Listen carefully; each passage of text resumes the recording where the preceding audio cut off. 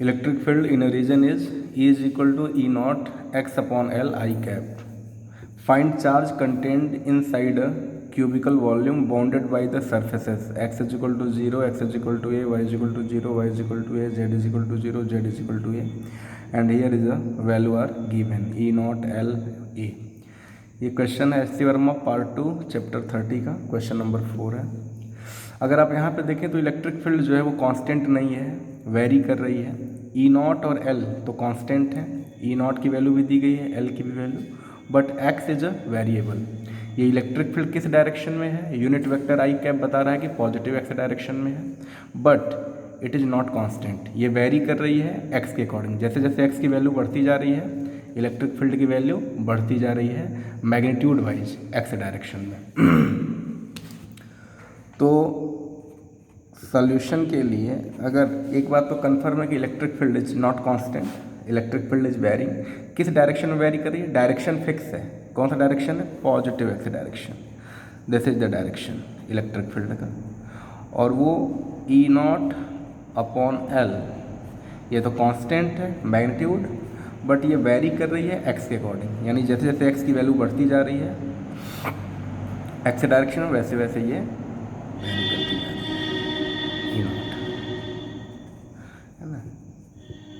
ये इसका मैग्नीट्यूड है ई का। ये एक्स एक्सिस, ये वाई एक्सिस और ये जेड एक्सिस। समझने की कोशिश करें अगर आप तो पाएंगे कि ये जो यहाँ पे क्यूब बनाया गया है, क्यूब का साइड है ए साइड का क्यूब है, पहली बात। अब वो किन सरफेसेस से बाउंड है? एक्स इज इक्वल टू 0, यानी ऐसा सरफेस जिस पे पाए जाने वाले सभी पॉइंट्स का जो कोऑर्डिनेट है वो एक्स कोऑर्डिनेट 0। तो अगर आप देखें तो ये जो वाई एक्सिस है इसका एक्स कोऑर्डिनेट 0 होता है। तो सरफेस को कौन बनाता है? लाइंस। तो इसका मतलब वो ऐसा सरफेस बने जिस पे पाए जाने वाले सभी पॉइंट्स का एक्स कोऑर्डिनेट 0 हो। तो ऐसा सरफेस कहाँ से ड्रा हो सकता है? एक्स एक्सिस पे तो ऐसे ड्रा नहीं होगा। और दूसरा एक्स कोऑर्डिनेट कहाँ 0 होता है? जेड एक्सिस पे।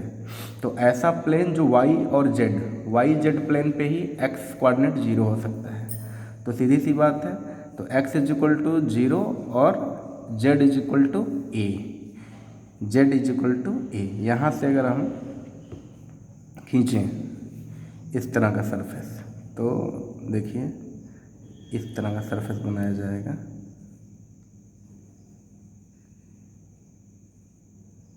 ये इस तरह से,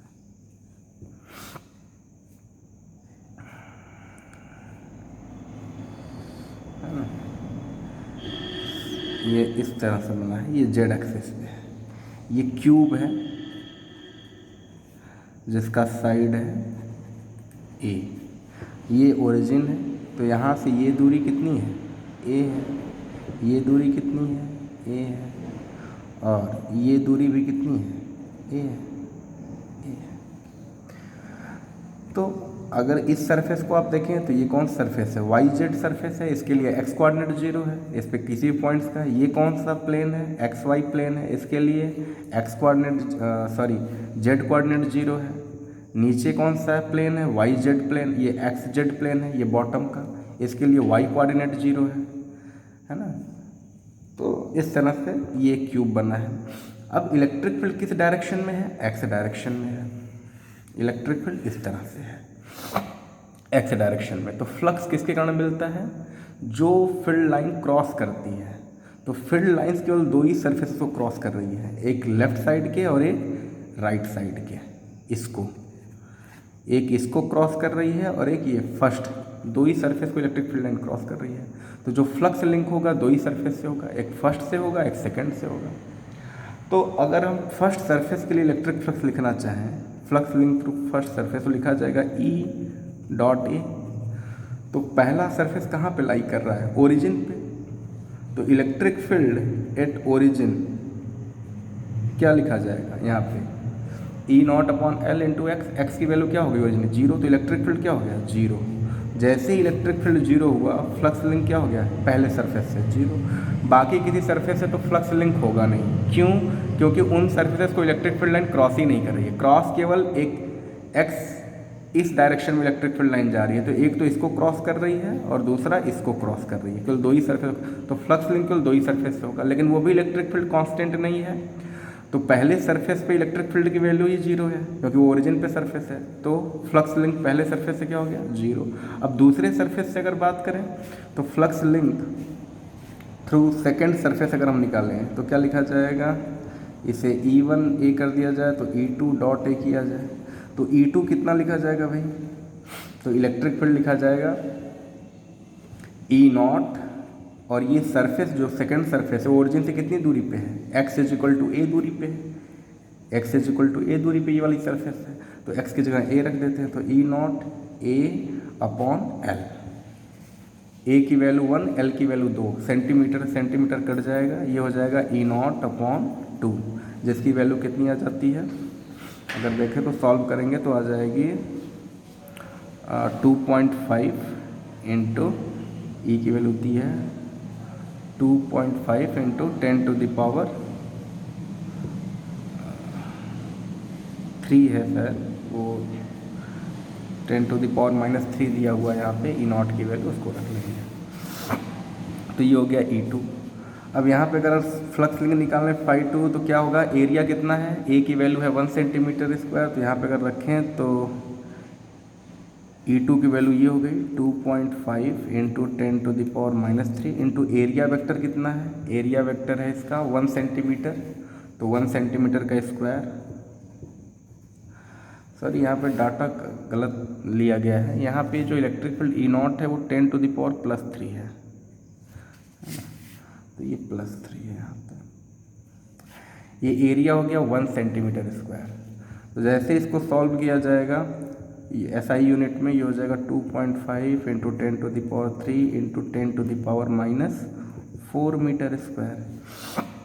इसको अगर आप देखें तो ये कितना हो गया 25 इंटू 10 टू द पावर -2, यानी 0.25 न्यूटन मीटर स्क्वायर पर कूलम। ये फ्लक्स लिंक हुआ सेकेंड सरफेस से। अब अकॉर्डिंग टू गॉस लॉ अगर आप लिखें तो क्या होता है, total flux is equal to charge enclosed upon epsilon naught. Total flux क्या है, φ1 प्लस φ2 है, तो φ1 plus φ2 is equal to q in upon epsilon naught. तो टोटल फ्लक्स ये 0.25 into q in upon epsilon naught. तो अगर आप यहाँ पे देखें तो क्या आ रहा है, इसको अगर आप सॉल्व करें तो क्यू इन की वैल्यू आ रही है, एप्सिलॉन नॉट की वैल्यू होती है 8.85 into 10 to the power -12। Solve करेंगे तो 2.2 into 10 to the power -12 coulomb के आसपास पॉजिटिव चार्ज मिल रहा है नेट, इतना पॉजिटिव चार्ज इनक्लोज्ड है। यानी एक बात समझ में आई कि अगर इलेक्ट्रिक फील्ड कांस्टेंट नहीं है और उस वेरिएबल इलेक्ट्रिक फील्ड में अगर कोई क्लोज सरफेस रखा जाए तो उसमें नेट चार्ज 0 नहीं होता है, जैसा कि यहाँ हुआ। नेट चार्ज कितना है 2.2 into 10 to the power -12 coulomb, क्योंकि यहाँ एप्सिलॉन नॉट की वैल्यू कितनी होती है 8.85 इंटू 10 टू द पावर -12। ये आपको पता होना चाहिए, ये कांस्टेंट होता है electric permittivity of free space.